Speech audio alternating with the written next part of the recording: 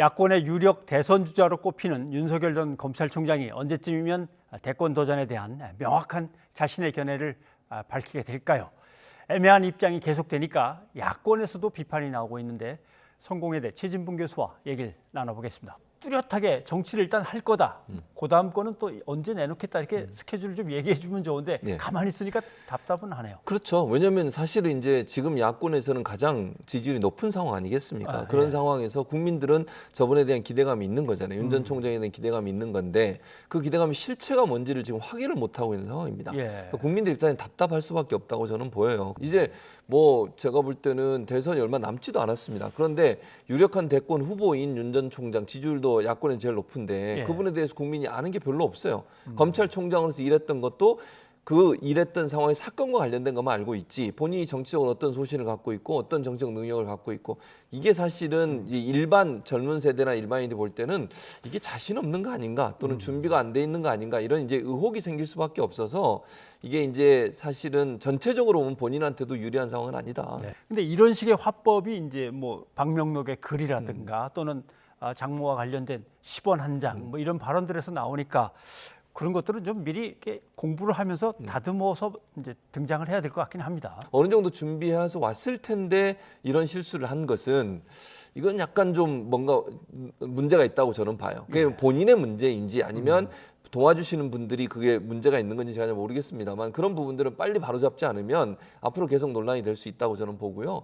또 하나 이제 발언도 사실은 아까 이제 말씀 차차 하시게 될 거는 선문답 발언이거든요. 근데 정치인들이 무슨 종교인도 아니고 선문답 발언을 하는 것은 사람들을 더 답답하게 하는 요소로 작용할 수밖에 없다. 예. 그러니까 제가 볼 때는 좀 더 명확하게 본인이 정치인으로서의 소통의 모습을 잘 보여줘야 되는데 지금까지 행보로만 보면 그런 모습이 좀 불안정하게 보이는 것은 분명한 사실입니다. 이걸 빨리 극복하지 않으면 지금 현재 누리고 있는 이 높은 지지율이 어떻게 될지 아무도 모르는 상황이라는 생각이 듭니다. 네. 공수처를 또 의심하는 눈초리도 있습니다. 제대로 할까? 아마 이재명 지사가 이번에 발언을 했던데 네, 그렇습니다. 봐주기 수사가 되면 안 되는데라는 어떤 걱정도 남겼는데 어떨 것 같습니까? 공수처장이 최근에 기자간담회를 했는데 기자간담회에서 뭐라고 얘기했냐면요. 수사는 시작하지 않았다. 입건만 된 상태다.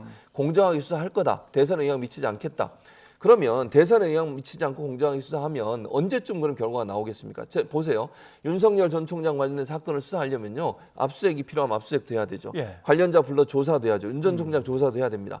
시간이 지금 얼마 없는 상태에서 곧 이제 9월, 10월 되면 대선 전국으로 돌아서게 되고요. 그렇죠. 경선이 시작되게 되는데 경선하고 있는 후보를 불러서 조사할 수 있겠습니까? 또 그 상황에서 뭔가 발표를 했을 때 과연 국민들이 어떻게 생각하겠냐는 그게 진위 여부를 떠나서 공수처가 아무리 공정하게 수사를 한다 하더라도 그 발표 내용에 따라서 정치적인 해석은 불가피하게 들어올 수밖에 없는 상황이다. 이준석 대표는 버스는 제 시간에 떠날 테니까 빨리 들어와라. 자꾸 이제 압박을 주긴 합니다. 네.